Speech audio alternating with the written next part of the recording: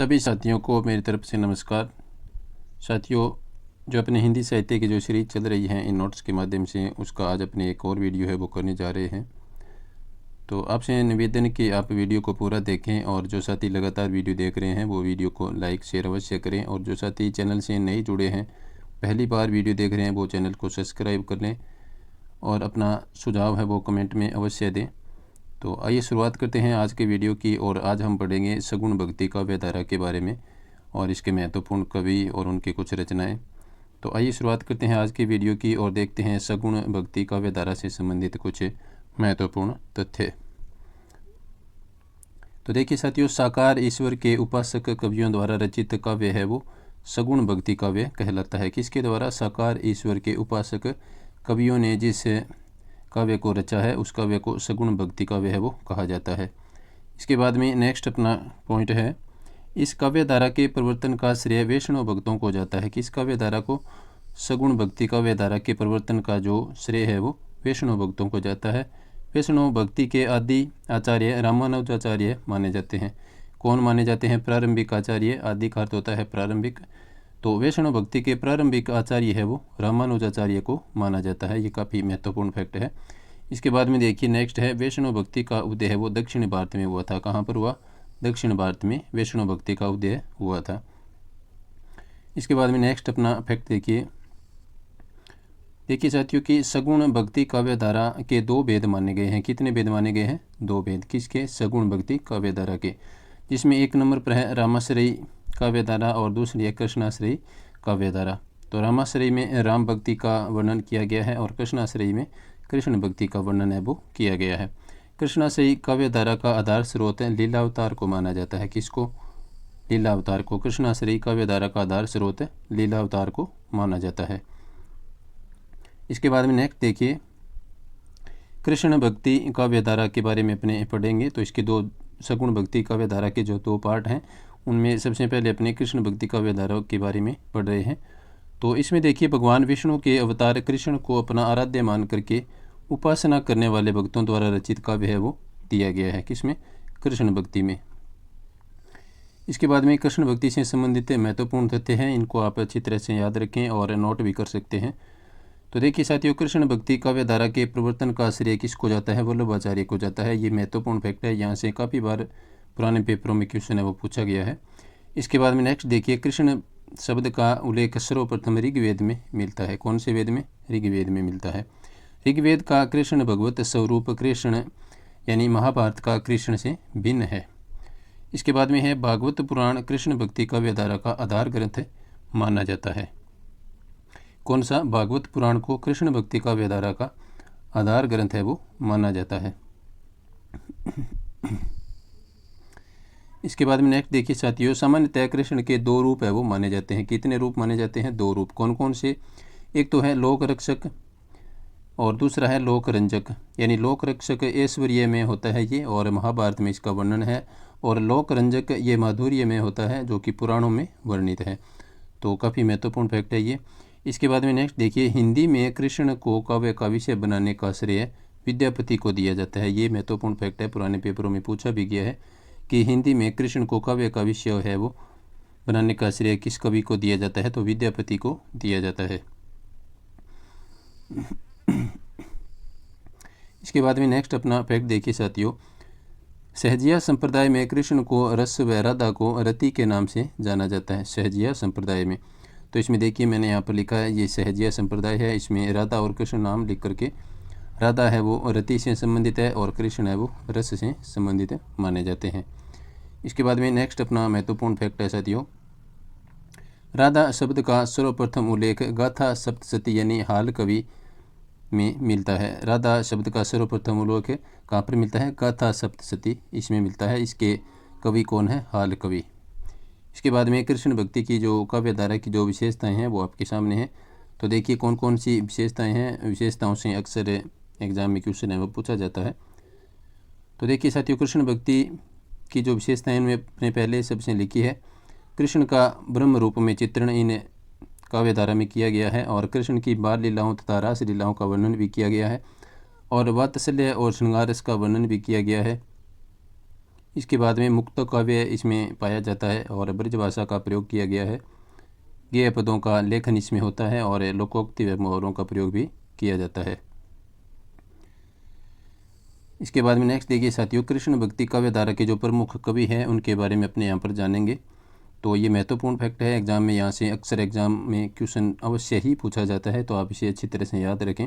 वल्लभाचार्य द्वारा प्रवर्तित पुष्टि मार्ग को मानने वाले 8 कृष्ण भक्त कवियों को अष्ट सखा या अष्ट छाप के नाम से या अष्ट छाप के कवि भी कहते हैं। अष्ट छाप की स्थापना वल्लभाचार्य के पुत्र विठलनाथ ने की थी। किसने की थी? अष्ट छाप की स्थापना वल्लभाचार्य के पुत्र विठलनाथ ने की थी। ये महत्वपूर्ण फैक्ट है, पुराने पेपरों में बहुत बार पूछा गया है। तो जो अष्ट छाप के जो कवि हैं उनको अलग अलग अपने यहाँ पर लिख रखा है, तो आप देख सकते हैं कि वल्लभाचार्य के शिष्य कौन है और विठलनाथ के शिष्य कौन कौन है, इनको मैंने यहाँ पर लिखा है। तो वल्लभाचार्य के शिष्य में देखिए साथियों, सूरदास है जिनका जन्म 1478 ईस्वी में हुआ था, और कुंभनदास जिनका जन्म 1468 ईस्वी में हुआ, और एक हैं कृष्णदास जिनका जन्म 1496 ईस्वी में हुआ, और परमानंद दास जिनका जन्म 1493 ईस्वी में हुआ। तो आप इनको क्रमानुसार लिख करके कोई ट्रिक बना करके भी याद रख सकते हैं। और विठलनाथ के जो शिष्य हैं साथियों उनमें देखिए गोविंद स्वामी जिनका जन्म 1505 ईस्वी में हुआ था, और चतुर्बुद्धदास इनका जन्म 1530 में हुआ था, और नंददास 1533 में जन्मे थे, और चित स्वामी जिनका जन्म 1515 ईस्वी में हुआ था। तो साथियों आप वीडियो को ज़्यादा से ज़्यादा लाइक और शेयर अवश्य करें। और मैं आपसे एक सुझाव चाहता हूं कि जो अभी नेट JRF का जो एग्ज़ाम होना है तो उसके लिए प्रैक्टिस क्वेश्चनों का वीडियो यदि लेकर आना है तो आप कमेंट के माध्यम से बताएं, ताकि मैं कम से कम 100 या 200 क्वेश्चन का एक प्रैक्टिस वीडियो बनाएंगे। हिंदी साहित्य से संबंधित जो पुराने पेपरों में क्वेश्चन है वो पूछे जाएंगे। तो आप प्रैक्टिस वीडियो चाहते हैं तो आप कमेंट में अवश्य बताएं। इसमें देखिए साथियों नेक्स्ट है अपने पुष्टि मार्ग सेवा विधि में दिन के 8 पहरों में की जाने वाली भगवत सेवा विधि को अष्टयाम सेवा विधि कहते हैं। तो जिसमें कौन कौन से चरण होते हैं वो आप देख सकते हैं अष्टयाम में। तो पहला है मंगलाचरण जो कि शुरू में होता है, यानी ये याद रखने के लिए मैंने यहाँ पर लिखा है, ये जो इतना मैटर है ये, ताकि आपको अच्छे से याद रख सके आप। इसके बाद में होता है श्रृंगार, यानी श्रृंगार 2 का आकार, और गवाल यानी 3 अक्षर, गवाल में 3 अक्षर है, तो इसको आप इस तरह से ये क्रमानुसार याद रखने के लिए लिखा हुआ है, बाकी ये कोई ऐसी महत्वपूर्ण चीज़ नहीं है। इसके बाद में राजयोग, इसमें 4 अक्षर आ गए, फिर उत्थापन आ गया जिसमें 5 अक्षर होते हैं, और इसके बाद में भोग आ गया, फिर संध्या, से संध्या और से 7 यानी 7 नंबर पे आएगी, और इसके बाद में है शयन यानी अंत में सोना होता है। तो इस प्रकार ये क्रम है जिसकी ये ट्रिक मैंने सामने लिख रखी है, इसके आधार पर भी आप याद रख सकते हैं।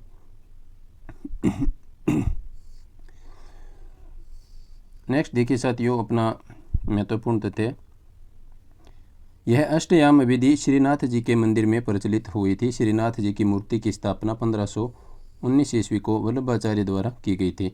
इसके बाद में जो अष्ट चाप विधि के जो कलाकार हैं, जो कवि हैं, उनके बारे में अपने थोड़ा सा विस्तार से यहाँ पर पढ़ रहे हैं। तो देखिए इसमें सबसे पहले है सूरदास, इनके बारे में अपने पढ़ेंगे। तो देखिए साथियों सूरदास जी का जन्म है वो 1478 ईस्वी में हुआ था, सिहीग्राम जो कि दिल्ली में पड़ता है, और इनकी मृत्यु 1583 ईस्वी में हुई थी पारसोली नामक स्थान पर। इसके बाद में देखिए इनकी मृत्यु पर विठलनाथ ने कहा था कि पुष्टि मार्ग का जहाज जात है, जो कछु लेनो है सो लेहू। तो इसके ये काफ़ी महत्वपूर्ण पंक्ति है जो कि UGC नेट 2017 में पूछी भी गई है, और विठलनाथ जी की ये पंक्ति है। पंक्ति आपके सामने है, पुष्टि मार्ग का जहाज जात है, जो कछु लेनो है सो लेहू। इसके बाद में देखिए इनके गुरु की यदि बात करें, सूरदास जी के गुरु थे वल्लभाचार्य, जो कि 1509 और 10 में दीक्षित इनसे हुए थे। और काव्य भाषा की यदि बात करें सूरदास जी की, तो काव्य भाषा साथियों वो ब्रज भाषा थी इनकी, सूरदास जी की। इसके बाद में नेक्स्ट देखिए भक्ति की पद्धति है वो सूरदास जी की किस प्रकार की थी। आरंभ में सूरदास जी दास्य या विनय भाव की भक्ति करते थे, तथा वल्लभाचार्य से मिलने के कारण सख्य वात्सल्य माधुर्य भाव की भक्ति करने लगे थे। इसके बाद में नेक्स्ट देखिए सूरदास जी की रचनाओं से संबंधित अपने यहाँ पर जानेंगे। तो सूरसागर इनकी महत्वपूर्ण या सर्वश्रेष्ठ कृति आप बोल सकते हैं सूरदास जी की।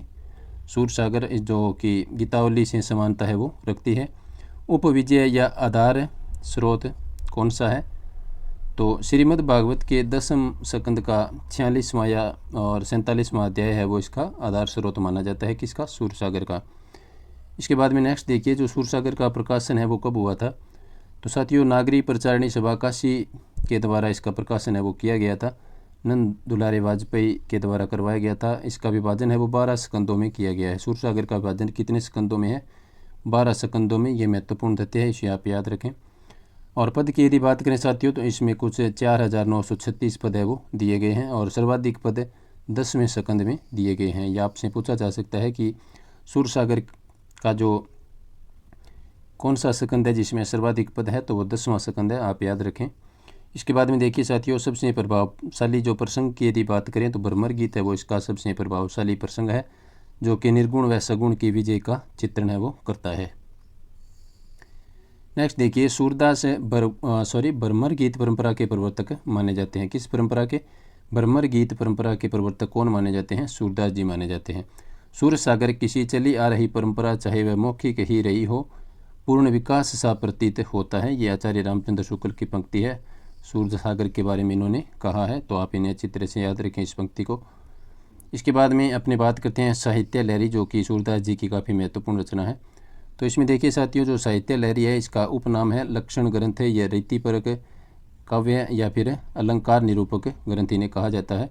इस ग्रंथ में दृष्टकूट यानी अर्थगोपन, रहस्यपूर्ण अर्थशैली इस पदों के माध्यम से राधा कृष्ण की लीलाओं का वर्णन है वो किया गया है। किसमें? साहित्य लहरी में। इसके बाद में नेक्स्ट अपनी पंक्ति देखिए, दृष्टकूट पदों की रचना विद्यापति के अनुकरण पर लिखी गई। किसके अनुकरण पर? विद्यापति के अनुकरण पर लिखी गई। ये यूजीसी नेट 2017 में ये पंक्ति पूछी गई है। इसके बाद में चलते हैं अपने नेक्स्ट महत्वपूर्ण रचना सुर सरावली। तो सुर सरावली रचना है वो सूरदास जी की रचना है, जो कि विवादित और अप्रमाणिक रचना के रूप में भी जानी जाती है।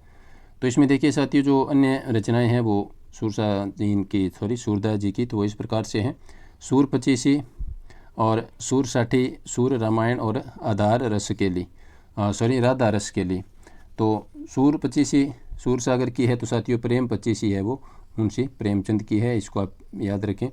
और रस केली वाली है वो घनानंद की रचना है, क्योंकि राधा रस केली है वो सूरदास जी की है, तो रस केली वाली घनानंद की रचना है, इसको आप याद रखें। अक्सर मिलती जुलती रचनाओं के जो नाम है वो एग्जाम में पूछे जाते हैं। विशेष तथ्य में देखिए साथियों, सूरदास जी के उपनाम के बारे में अपने जानते हैं। वात्सल्य रस और जीवनोत्सव का कवि किन्होंने कहा है? आचार्य रामचंद्र शुक्ल ने सूरदास जी को वात्सल्य रस सम्राट और जीवनोत्सव का कवि है वो कहा है। किन्होंने? आचार्य रामचंद्र शुक्ल ने। पुष्टि मार्ग का जहाज कहा है विठलनाथ ने, और खंजन नयन कवि कहते हैं अमृतलाल नागर। ये काफ़ी महत्वपूर्ण है, पुराने पेपरों में पूछा भी गया है कि सूरदास जी को खंजन नयन कवि है वो किसके द्वारा कहा गया? तो अमृतलाल नागर के द्वारा कहा गया। और पुष्टि मार्ग का जहाज ये भी पूछा गया है पुराने पेपरों में। इसके बाद में अपने चलते हैं नेक्स्ट महत्वपूर्ण फैक्ट पर, जो कि देखिए सूरदास ब्रज भाषा के प्रथम प्रतिष्ठित कवि हैं, और ये अष्टचाप के कवियों में सबसे प्रमुख कवि माने जाते हैं। और साहित्य लहरी के अंतिम पद में सूरदास ने अपने आप को चंद्र बरदाई का वंशज बताया है। किसमें? साहित्य लहरी के अंतिम पद में सूरदास जी ने अपने आप को चंद्र बरदाई का वंशज है वो बताया है। इसके बाद में नेक्स्ट अपना फैक्ट देखिए साथियों, सुरोच्छिष्टम जो जगत सर्वम, ये जो पंक्ति है ये आचार्य रामचंद्र शुक्ल की है। सुरोच्छिष्टम जगत सर्वम। सूरदास का भक्ति साहित्य कभी जन्मांध व्यक्ति का लिखा साहित्य नहीं हो सकता। ये कौन कहते हैं? हजारी प्रसाद द्विवेदी कहते हैं। इसके बाद में नेक्स्ट अपनी पंक्ति है साथियों, सूर अपनी आंखों को श्रृंगार और वात्सल्य का कोना कोना है वो छान आए हैं। कौन कहते हैं ये बात है? आचार्य रामचंद्र शुक्ल। सूर अपनी आंखों से श्रृंगार और वात्सल्य का कोना कोना है वो छान कर आए हैं, तो ये बात आचार्य रामचंद्र शुक्ल कहते हैं, और ये पंक्ति काफ़ी बार पुराने पेपरों में पूछी गई है। इसके बाद में नेक्स्ट अपनी बात करें साथियों, तो यह है कि सूरदास जब अपने विषय का वर्णन शुरू करते हैं तो मानो अलंकार शास्त्र हाथ जोड़कर उनके पीछे दौड़ा करता है, एवं उपमाओं की बाढ़ आ जाती है, रूपकों की वर्षा हो जाती है। ये यूजीसी नेट 2016 में पूछी गई पंक्ति है, और ये किसने कही है? ये पंक्ति हजारी प्रसाद द्विवेदी का कथन या पंक्ति है। इसके बाद में देखिए, सूरदास की भक्ति पद्धति का मेरुदंड पुष्टि मार्ग है, ये कहने वाले हैं आचार्य रामचंद्र शुक्ल। इसके बाद में नेक्स्ट पंक्ति देखिए, सूर के काव्य की बड़ी भारी विशेषता है नवीन प्रसंगों की उद्भावना। ये बात भी कौन कहते हैं? आचार्य रामचंद्र शुक्ल। इसके बाद में नेक्स्ट है सूर सूर तुलसी शशि उडुगन के शवदास और कवि खद्योतम सह जह तह करत प्रकाश। तो ये नाभादास की पंक्ति है, काफ़ी महत्वपूर्ण पंक्ति है ये भी। इसके बाद में नेक्स्ट देखिए साथियों, उत्तम पद कवि गंग के कविता को बलबीर केशव अर्थ गंभीर को सूर तीन गुण धीर। ये भी काफ़ी महत्वपूर्ण पंक्ति है। आपसे पूछा जा सकता है कि ये जो पंक्ति है किस रचनाकार से संबंधित है, तो आपका आंसर होना चाहिए सूरदास। तो इस प्रकार से ये आज का अपना वीडियो था, और सूरदास जी की जो प्रसिद्ध पंक्तियाँ हैं उनको अपने नेक्स्ट वीडियो में पढ़ेंगे। तो आप नेक्स्ट वीडियो भी देखें और इस वीडियो को आप लाइक शेयर अवश्य करें। और साथ ही यदि नेट JRF से संबंधित प्रैक्टिस क्वेश्चनों का एक बड़ा वीडियो लेकर के आना है तो आप कमेंट के माध्यम से अवश्य बताएं। वीडियो देखने के लिए सभी साथियों का धन्यवाद। नमस्कार।